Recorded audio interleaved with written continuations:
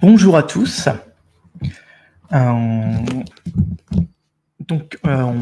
vais vous parler aujourd'hui des Cloud Events et je vais vous montrer comment mettre des Cloud Events un peu partout.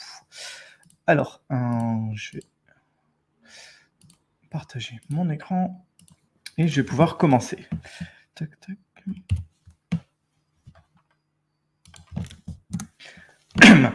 Je suis consultant et formateur chez Zenica-Lille. Je suis expert Java, JVM, Kubernetes, GCP et pas mal d'autres trucs. Je suis contributeur Quarkus. Je suis aussi Google Developer Expert sur les technologies GCP. Et si vous êtes curieux, vous pouvez aller jeter un coup d'œil à mon GitHub, mon blog sur lequel je parle de pas mal de choses. Et vous pouvez me contacter par mon mail, loic.mathieu@zenica.com ou sur Twitter où généralement je réponds assez rapidement. Voilà. Alors, qu'est-ce que c'est que les Cloud Events? Les Cloud Events, c'est une spécification pour décrire des données événementielles d'une manière générale, okay, d'une manière commune. Donc, c'est une spécification qui est portée par la CNCF, la Cloud Native Computing Foundation, et par le Serverless Working Group du CNCF. Et surtout, les Cloud Events, ils ont un super logo. Vous voyez, c'est un C avec un E qui forme un nuage. Donc, c'est quand même vraiment bien pour une spécification d'avoir un super logo.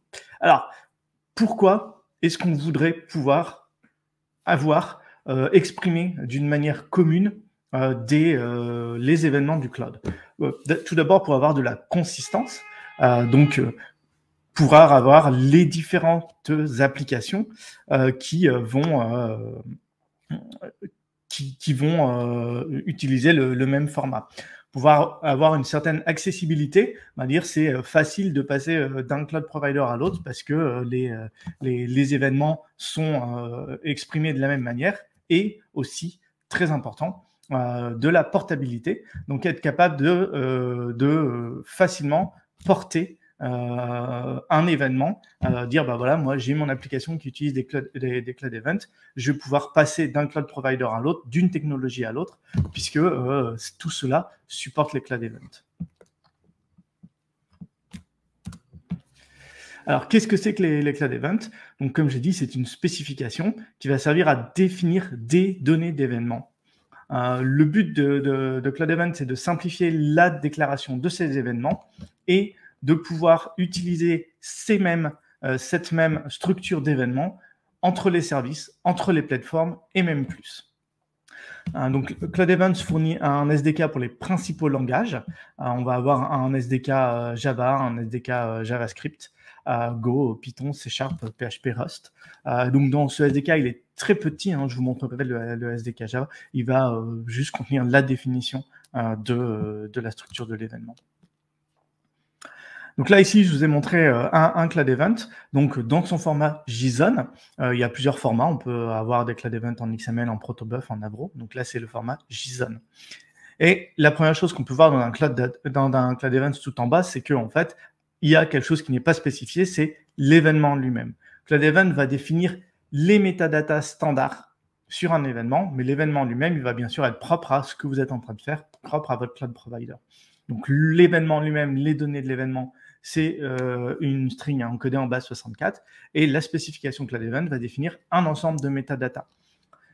Les principaux métadatas, c'est la spec version, donc la version de la spec, le type de l'événement.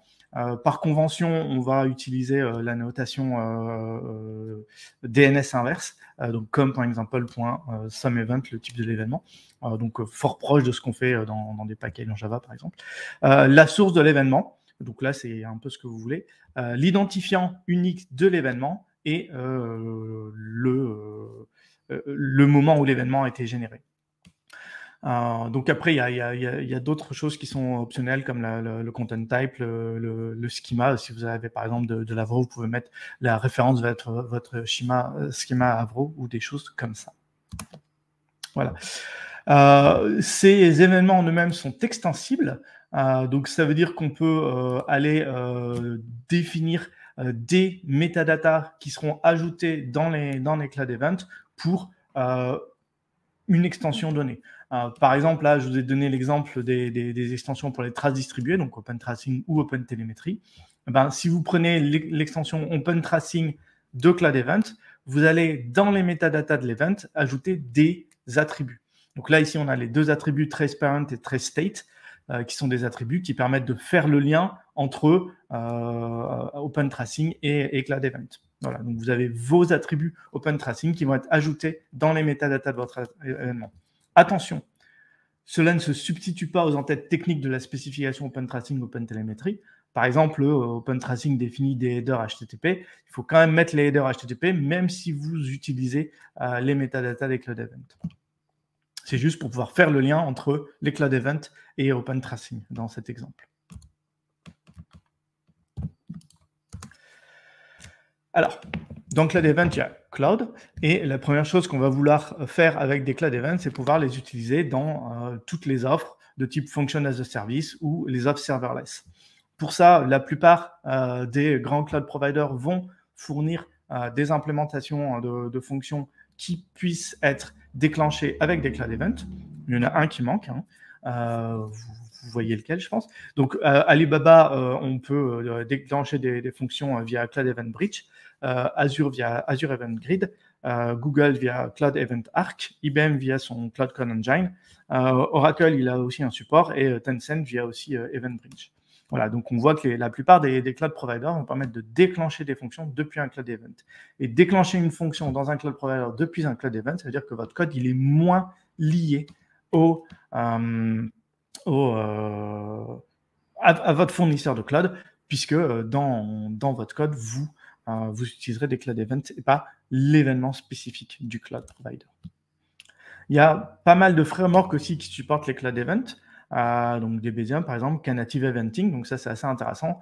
Knative c'est un framework qui permet de faire de l'événement natif Kubernetes et ils utilisent Cloud Event comme format d'événement. Voilà, donc c'est assez intéressant, ça vous permet de faire du développement événementiel dans Kubernetes avec un broker d'événements et tout ça, ça fonctionne au format Cloud Event. Donc Cogito, OpenFast, Serverless Framework et Trigger Mesh. Donc OpenFast et Serverless Framework, c'est des frameworks de développement de Function as a Service. C'est intéressant qu'eux aussi utilisent Cloud Event. On voit vraiment, c'est une spécification qui tend à être utilisée vraiment massivement. Cloud Event n'est pas que pour des cloud providers, pour pouvoir déclencher des fonctions propres à chaque provider. Cloud Event a aussi des bindings sur un ensemble de technologies. Des technologies de messaging telles que MQP, Kafka ou MQTT, des technologies de web telles que HTTP, WebSocket et les webhooks, et NATS dont je ne me souviens jamais c'est quoi. Voilà. Alors je vais vous faire une petite démo. Donc voilà l'application démo. Donc ça va être une application assez simple en fait. Il va y avoir 3 composants. Le premier composant, ça va être une fonction Google Cloud. Une fonction qui va se déclencher quand je vais uploader un fichier dans Cloud Storage. Donc, j'upload un fichier dans Cloud Storage, ça va déclencher ma fonction via un Cloud Event. Ma fonction, elle va aller chercher le fichier dans Cloud Storage et mettre le contenu du fichier dans un broker Kafka, dans un topic Kafka. OK ? Ensuite, j'aurai une fonction, ce ne sera pas une fonction, ce sera un composant qui va lire ce topic Kafka et mettre l'information dans une base Mongo. Et donc là, je vais pouvoir utiliser le binding Kafka. Ensuite, dernier composant, un composant REST classique, donc une API qui me permet d'aller lire les données qui sont dans ma base Mongo et les exposer à l'utilisateur. Et là, je vous montrerai comment on peut encore aller transférer les métadatas du Cloud Event jusque en HTTP. Voilà, donc là, je vais vous montrer un cloud provider qui permet de déclencher une fonction via du Cloud Event, puis comment les métadatas qui ont servi à déclencher cette fonction, les métadatas du Cloud Event, je vais pouvoir aller les transférer via le protocole Kafka, puis via le binding du protocole HTTP. Alors, pour une Google Cloud Functions, comment ça marche ?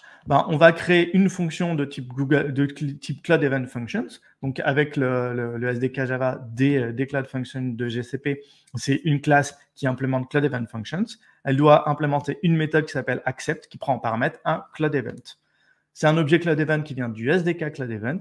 Et là, on voit qu'on peut avoir accès aux différents métadatas du Cloud Event, donc son identifiant, son subject, son type, et à la donnée du Cloud Event. La donnée du Cloud Event, elle est spécifique à GCP, puisque c'est spécifique à l'upload d'un fichier dans Cloud Storage.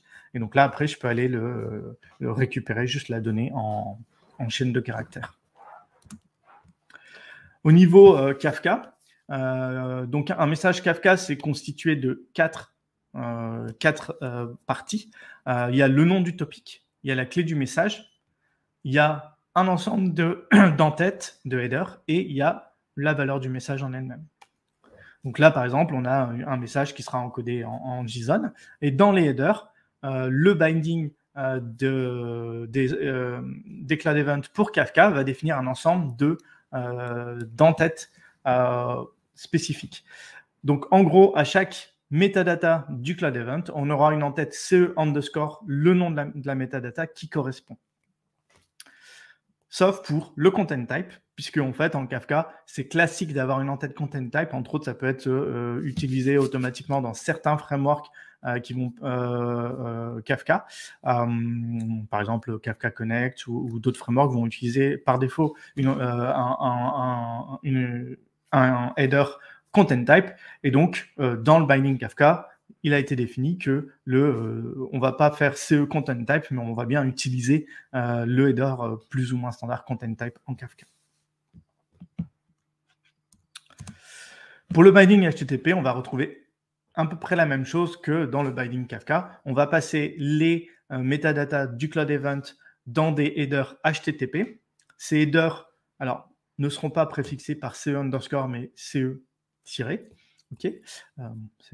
C'est comme ça, je ne sais pas pourquoi ils n'ont pas choisi d'être cohérents. Mais aussi, de la même manière qu'en Kafka, le CE content type se retrouvera dans le header standard HTTP content type. OK, on y va? On y va. Une petite démo.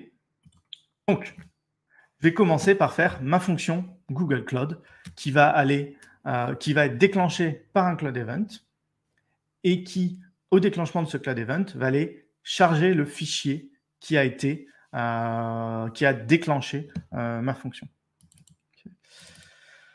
Donc là, c'est une fonction que j'ai appelée Hello World Cloud Event, c'est pas grave. Donc c'est une fonction qui implémente Cloud Event Function comme je vous l'ai vu, comme je vous l'ai montré. Donc là, dans la méthode accept, qu'est-ce que je vais faire? Donc ça, c'est la méthode qui doit être implémentée dans le SDK de Google Cloud. C'est une méthode auquel on passe un Cloud Event. Donc là, je vais juste vous montrer rapidement un Cloud Event. Donc ça, c'est le SDK de Cloud Event. Ça définit un ensemble d'interfaces. La première interface, c'est l'interface Cloud Event qui a les données. Et celle-ci étant Cloud Event Context qui a des attributs et les extensions. Donc chaque extension va aller étendre l'interface Cloud Event Extensions pour pouvoir aller ajouter des attributs dans le Cloud Event. Et les attributs principaux du Cloud Event, on les retrouve dans l'interface Cloud Event Attributes. Voilà. Donc là, c'est vraiment juste des getters qui sont implémentés par le SDK, par le framework, qui va utiliser les Cloud Events, voilà, juste pour récupérer les différents attributs du Cloud Event. Voilà, donc c'est vraiment en minuscule, hein, il y a 3 interfaces. Donc ma fonction, comment je vais l'implémenter? Donc tout d'abord, j'ai un petit système out.println pour aller pour aller loguer l'identifiant du Cloud Event que je reçois. Et après, je vais aller parser les données du Cloud Event. Donc là, mon choix, ça a été de les parser de manière générique. Donc j'utilise un objet qui s'appelle JSON Object qui permet de parser du JSON. Et entre autres, ce que je peux faire, c'est récupérer le nom dans mon objet event. Donc ça marche comme ça. En fait, on fait getString de la clé de mon JSON. Et donc là, je dis que je veux une clé name, ça va être le nom de mon fichier. Voilà. Donc ça, c'est dans l'événement qui est encapsulé dans mon Cloud Event. L'événement Cloud Storage lui-même, il a un attribut name. C'est celui-là que je vais utiliser. Ensuite, je vais aller charger mon objet depuis Cloud Storage. Donc pour ça, en fait, cette fonction, elle utilise Quarkus. Hein. Donc c'est une fonction standard, c'est qu'elle a une annotation CDI qui permet à Quarkus de la retrouver. CDI, c'est Context and Dependency Injection, donc c'est une annotation qui va aller créer ma fonction comme un bin dans le conteneur de bin de Quarkus. J'ai aussi une extension qui me permet d'accéder à Cloud Storage. Et grâce à cette extension, je peux injecter un objet storage. Donc ça, c'est l'objet du SDK de Cloud Storage. Donc je vais utiliser cet objet storage pour aller récupérer un bucket. Donc mon bucket, il s'appelle Cloud Event Bookmark. Je l'ai ici. Okay. J'ai mon bucket, et ensuite je peux aller récupérer un blob. Donc un blob, c'est un fichier dans Cloud Storage qui s'appelle un blob. Donc là, je vais faire bucket.get du nom du blob, et le blob, c'est quoi? C'est l'objet Cloud Storage que je veux récupérer, l'objet Cloud Storage qui a déclenché ma fonction. Okay, donc c'est le fameux name que j'ai été recherché dans l'événement. Et ensuite, je vais aller envoyer ça dans Kafka. Donc là, ici, j'ai un émetteur. Je vous montrerai, je parlerai peut-être un petit peu après de l'émetteur. Donc un émetteur, c'est un objet qui permet d'envoyer dans Kafka. Et donc, qu'est-ce que je vais faire?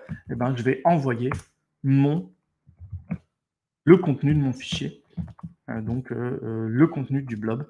Donc, je vais envoyer dans Kafka mon blob. Voilà, donc là, je pourrais dire, j'ai implémenté ma fonction, super.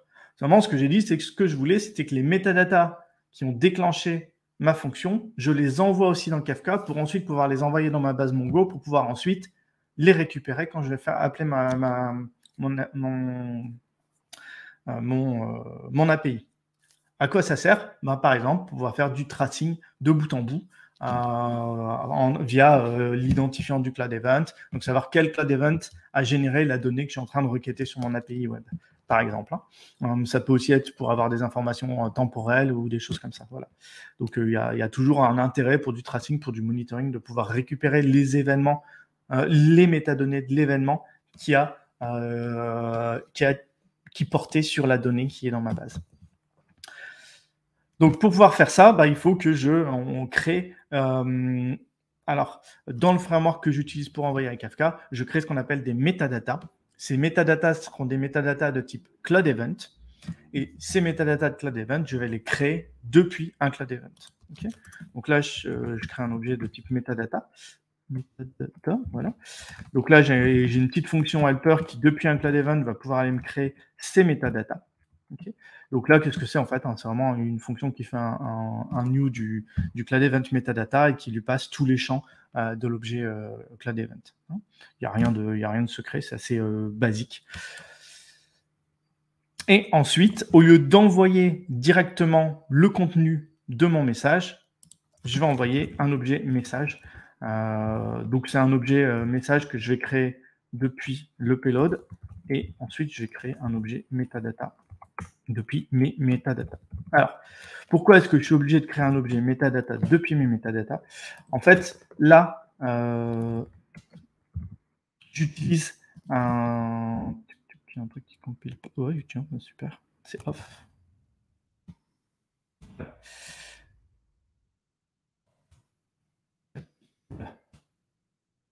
Donc là, en fait, j'utilise un framework qui s'appelle Microprofile Reactive Messaging. Donc, c'est un framework pour pouvoir envoyer, s'interfacer avec des brokers de messages et envoyer et créer des composants de type messaging et qui permettent d'implémenter des architectures réactives. Okay. Et donc, ce framework, il est agnostique du broker. Là, ici, j'utilise un broker Kafka, mais le framework, comme il est agnostique du broker, il me permet juste d'ajouter des métadatas. Et moi, je dis, c'est des métadatas Cloud Event. Et je peux aussi ajouter des métadatas spécifiques Kafka. Donc, en fait, voilà, c'est une API agnostique du broker. Et donc, quand je veux envoyer un message, je crée un message depuis le contenu du message et je lui passe aussi des métadatas que je crée depuis un certain type de métadata. En fait, il supporte l'ajout de plusieurs types de métadata. Voilà, donc là, après, je l'envoie via mon émetteur, j'envoie dans un channel. Mon channel s'appelle Bookmark.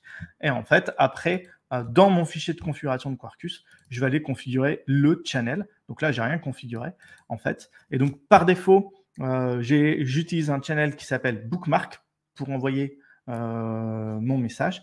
Et donc, par convention, il va envoyer les données dans un topic qui va s'appeler bookmark. Voilà. Et donc, c'est via la notation @channel, en fait, qui définit que mon émetteur, c'est un channel, que ce channel, il envoie dans un topic qui s'appelle bookmark. Et comme j'ai une extension Kafka, il va savoir que ce channel, il doit utiliser un connecteur Kafka. Voilà. Donc, dans mon fichier, dans mon pom.xml, là, j'ai une extension qui s'appelle Quarkus SmallRye Reactive Messaging Kafka. SmallRye, c'est une implémentation de microprofile. Et donc, ça, c'est l'extension Quarkus qui va permettre d'envoyer mon message via mon émetteur dans un topic Kafka. Voilà. Et donc après, j'ai aussi l'extension Google Cloud Storage qui me permet de m'interfacer avec Cloud Storage et Google Cloud Function. Voilà. Donc là, j'ai implémenté ma petite fonction qui me permet de réagir à un événement sur Cloud Storage, l'upload d'un fichier, et d'envoyer ce fichier dans un topic Kafka. Je vais la déployer. Donc ça va prendre un peu de temps. Donc je vais lancer la commande de déploiement et je vais vous expliquer après la commande de déploiement. Okay. Tac, tac. Donc pour déployer ma fonction, d'abord il faut que je la build quand même. Là j'utilise le click Quarkus, mais sinon c'est équivalent à un MVN package. Donc là je vais packager ma fonction. Ça va générer un Uberjar et ensuite je vais utiliser la ligne de commande gcloud pour aller déployer cet Uberjar comme une fonction Cloud Storage. Donc, je lui donne un nom. Donc, je l'ai appelé Cloud Event Function Storage. J'utilise Cloud Function Gen 2. Donc, c'est la seconde génération des Cloud Functions Google. C'est les seuls qui supportent les Cloud Events. Je lui donne comme entry point une fonction Quarkus, la fonction qui est fournie par l'extension Quarkus, en fait. Et cette fonction, elle va démarrer Quarkus et elle va aller chercher dans le conteneur CDI une instance d'une fonction Cloud Event. Et donc, c'est elle qui va aller chercher dans le conteneur CDI ma fonction, qui s'appelle donc Hello World Cloud Event Function. Et ensuite, en fait, la fonction Quarkus va faire juste va juste déléguer sur ma fonction à chaque appel. Ensuite, je spécifie le runtime Java 17 parce que je l'ai fait en Java 17 et je lui dis de se déclencher sur un bucket qui s'appelle Cloud Event Bookmark et je lui dis que ce bucket, il est localisé sur la région EU. Donc, c'est une région Cloud Storage qui est sur plusieurs régions. Et je lui dis que la fonction à déployer, elle est dans le répertoire target/deployment. Ça a uploadé mon Uberjar. Ça a ensuite appelé Cloud Build pour builder ma fonction. Et ma fonction, là, elle vient d'être démarrée. Super. Cette fonction, comment l'appeler? C'est une fonction de type Cloud Event. Il faut aller générer un événement sur Cloud Storage et c'est cet événement qui va déclencher ma fonction. Donc, j'ai des petits fichiers. Donc, j'en ai un ici. Je vais déclencher une fonction et je vous montrerai après le fichier à quoi il ressemble.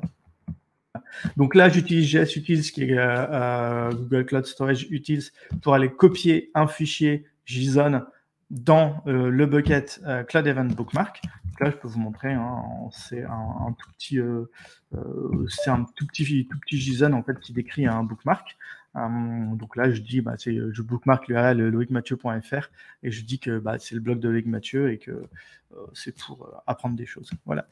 Donc ça, c'est un petit objet bookmark et c'est cet objet que j'ai poussé dans Cloud Storage. Celui-là, il a déclenché une fonction Cloud Storage et ma fonction Cloud Storage, normalement, si tout se passe bien, elle a récupéré le fichier dans Cloud Storage et elle l'a mis dans le topic bookmarks de mon broker. Alors, on va aller jeter un coup d'œil vite fait à Cloud Storage. Où est-ce qu'il est ouvert? Ici, là, pour aller voir si ma fonction, elle s'est bien démarrée et si ma fonction, elle a bien été appelée. On est aujourd'hui le 9/01. Et donc, oui, j'ai bien ici ma fonction qui s'est démarrée. et qui a bien reçu un objet. Et donc là, je vois que je peux bien accéder à l'identifiant du Cloud Event et que j'ai reçu de la donnée. Et cette donnée, donc ça, c'est l'objet, ça, c'est l'événement en Cloud Storage qui a été reçu. Voilà. Et ensuite, j'ai bien envoyé tout ça dans Kafka. Voilà. Donc ça, c'est ma première fonction. Ben, maintenant, on va continuer. On va implémenter le deuxième composant. Donc, ce ne sera pas une fonction, ce sera juste une application, un composant, une application Quarkus. Et cette application, elle va donc écouter le topic Kafka. Et à chaque fois qu'elle recevra un message via Kafka, elle va aller le stocker dans la base Mongo. Ça, c'est mon composant Kafka. Donc, il utilise en fait le même framework microprocessor reactive messaging, mais là, en fait, il l'utilise pour recevoir des messages depuis Kafka. Et pour recevoir des messages, on va avoir une méthode qu'on va annoter avec @incoming et on va lui donner le nom du channel. Encore une fois, mon channel s'appelle bookmark, donc par défaut, il va aller écouter sur un topic qui s'appelle bookmark. Donc ça, j'ai mis ça dans une classe que j'ai annotée avec Application Scope pour que Quarkus puisse la détecter et aller créer un consumer sur le topic bookmark. Et quand un message arrive, je vais recevoir un objet de type message. Cet objet de type message, on verra que je vais pouvoir ensuite aller récupérer dans cet objet le contenu du message et les métadatas du Cloud Event que j'ai passé depuis ma fonction. Alors, donc, on y va. Il y a donc deux choses que je vais vouloir faire. Tout d'abord, c'est je vais vouloir récupérer mon bookmark, donc qui est l'objet qui a été passé dans mon topic. Donc mon topic, il y a un objet qui a été serialisé, il y a de la donnée qui a été serialisée, qui est en JSON. Donc ça, c'est mon bookmark. Je vais vouloir le récupérer. Donc là, je vais faire message.getPayload. Donc ça va me récupérer mon objet en JSON et je vais utiliser un object mapper de Jackson pour pouvoir aller créer un objet de type bookmark. Donc là, c'est read value. Ah, et je vais dire à Jackson de le désérialiser en bookmark.class. Voilà. Généralement, on va plutôt faire ça via un serializer JSON. Je ne sais même plus pourquoi je ne l'ai pas fait comme ça. Voilà. Donc là, j'ai récupéré la chaîne de caractères qui est le JSON qui a été uploadé sur Cloud Storage. Là, je l'ai transformé en objet bookmark. Mon objet bookmark, c'est un objet assez simple. Hein, vous voyez, c'est juste un POJO, en fait. Hein, tous mes attributs sont en public. Donc, cet objet, j'ai juste spécifié que l'attribut ID de mon objet, ce sera aussi mon ID Bison. Donc, ça veut dire que ce sera mon ID sur la base, dans la collection MongoDB. J'utilise une extension Quarkus qui s'appelle MongoDB with Panache. Donc, celle-ci, elle me donne une implémentation de repository toute faite. Donc, j'ai juste à créer une classe bookmark repository, la noter avec application scope pour que Quarkus la découvre et dire qu'elle implémente Panache Mongo repository de mon bookmark. Et ensuite, grâce à cette extension, grâce à ça, je vais avoir un ensemble de méthodes qui vont être fournies par le framework. Une des méthodes fournies par le framework permet, vous voyez là maintenant, d'aller persister un objet. Là, je fais persist update pour pouvoir aller renvoyer plusieurs fois le même bookmark si je veux. Et donc ça va me permettre d'aller persister un objet. L'extension fournit les trucs classiques, hein, aller trouver un objet, lister les objets, faire de la recherche, supprimer, et ainsi de suite. Hein. Donc c'est un repository qui permet de faire toutes les opérations de CRUD classiques sur une collection MongoDB. Mais moi, ce que j'avais dit, c'est que je voulais aussi aller stocker les métadatas du Cloud Event. Donc pour ça, j'ai créé une petite fonction helper. Pour ça, pardon, il faut que j'aille rechercher les métadatas. Donc les métadatas, je vais les récupérer dans le message. Et donc dans le message, j'ai une méthode getMetadata et je vais dire quel est le type de métadata que je veux récupérer. Là, ici, ce sont des métadatas de type incoming Cloud Event metadata. Incoming parce que c'est des métadatas entrants et Cloud Event metadata. Donc en fait, quand j'avais envoyé mon message dans mon topic Kafka, j'avais aussi j'avais attaché à mon message des métadatas de type outgoing metadata. Ceux-là vont en fait être passés comme header CE event ID, CE event ID, CE type et ainsi de suite, donc tous les headers standards. Et de l'autre côté, quand je vais les récupérer, je récupère des métadatas de type incoming cloud event metadata qui eux aussi seront construits depuis les headers Kafka. Et j'ai une petite méthode helper qui, depuis le metadata, va aller en fait enrichir mon objet bookmark avec les métadatas. Voilà. Donc là, encore une fois, pardon.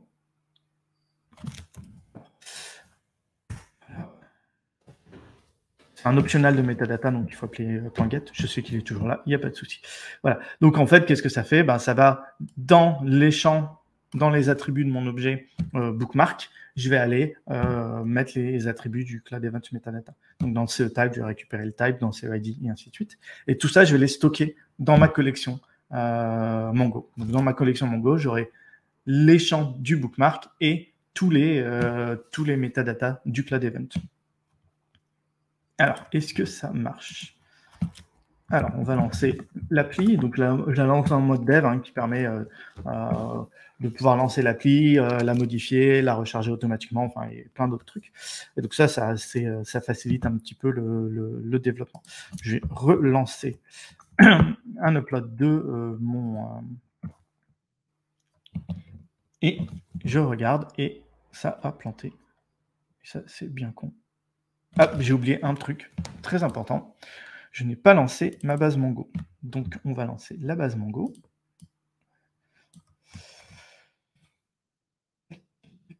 Je vais la lancer là pour pas qu'elle m'embête.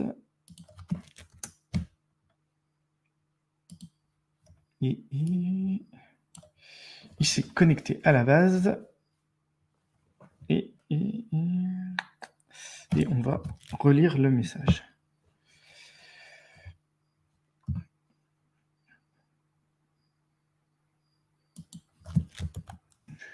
Un message, allez. Voilà. Donc là, il a pris le message et il l'a bien trouvé et il l'a mis dans la base Mongo. On le voit parce qu'il a bien mis le petit message receive a message. Donc là, j'ai mon message Kafka qui est mis dans ma base Mongo et j'ai été mettre tous les attributs du Cloud Event aussi dans ma base Mongo. Dernier composant, c'est le composant que j'ai appelé CE-HTTP. Donc, ça va être un composant HTTP qui va exposer un endpoint REST. Cet endpoint REST va permettre de récupérer les bookmarks. Et quand je vais récupérer un bookmark, je vais ajouter dans les headers HTTP les métadatas du Cloud Event qui viennent du topic Kafka et qui venaient en fait de l'événement Cloud Event qui a déclenché ma fonction GCP. Tac, tac, tac, tac, on y va. Donc là, c'est un endpoint REST classique. Quarkus fournit une implémentation de JAX-RS.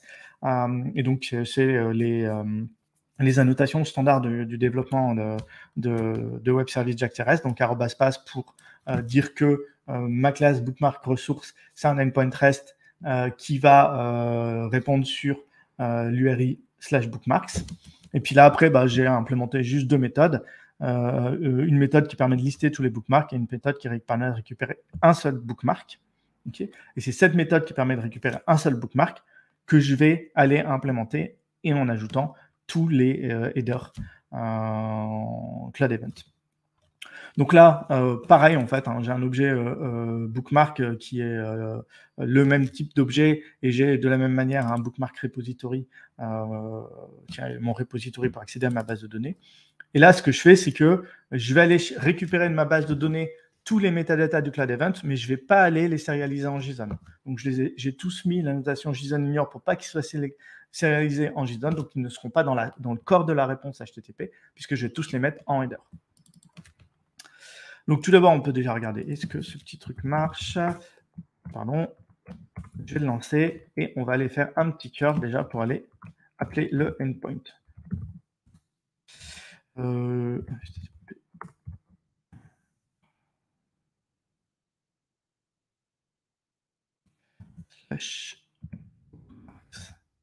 Là, normalement, ça devrait me lister les bookmarks et j'ai bien un bookmark qui est là. Ça, c'est super. Et donc, après, ce que je vais vouloir, c'est implémenter bookmark/1. Et là, je vais aller charger le bookmark depuis la base de données, le mettre dans le corps de la réponse et aller mettre les headers.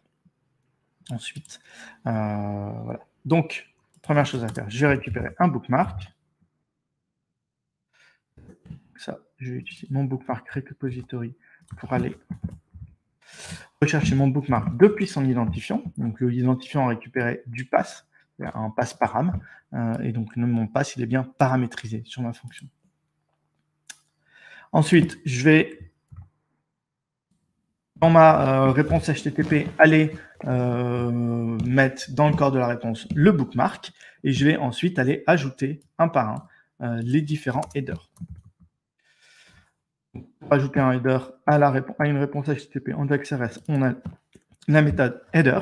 Et donc là, par exemple, je dis le header de nom spec version. Je vais lui mettre dedans l'attribut CE spec version de mon bookmark et le header de type CE ID. Je vais aller mettre l'attribut CE ID. Voilà. Donc, normalement, je devrais mapper tous les attributs dont j'ai besoin. Et donc là, je rappelle mon application et j'ai bien ici mon CE ID et mon CE spec version qui sont bien ceux qui ont été générés par ma fonction Cloud Event. Voilà pour la petite démo. Donc, voilà, donc cette démo termine ma présentation. Ouais. Cette démo termine ma présentation. Donc là, ce que je vous ai montré dans la démo, c'est que on peut, via Cloud Event, récupérer un événement du cloud d'une manière agnostique au cloud provider. Ces métadatas, on peut ensuite, grâce au binding qu'on a sur différents protocoles, entre autres les protocoles de messages, de broker de messages et les protocoles HTTP, on peut aller en fait transférer de composant en composant les métadatas du Cloud Event pour pouvoir ensuite y accéder jusque dans une API qui permet de récupérer par exemple les identifiants pour du tracing ou du monitoring ou le moment où l'événement qui a généré cet objet bookmark dans mon cas a été créé. Voilà, je vous donne tous rendez-vous dans la petite salle juste à côté. Là, quand vous sortez de la salle, vous avez juste à côté une petite salle avec des fauteuils et des canapes. Voilà, où si vous avez des questions, c'est là-bas que ça se passe. Voilà, j'y serai pendant quelques temps si vous voulez poser des questions sur ce que je vous ai montré ou voilà, discuter de n'importe quoi, de papoter, je serai là-bas. Voilà. Merci de m'avoir écouté et puis à une prochaine.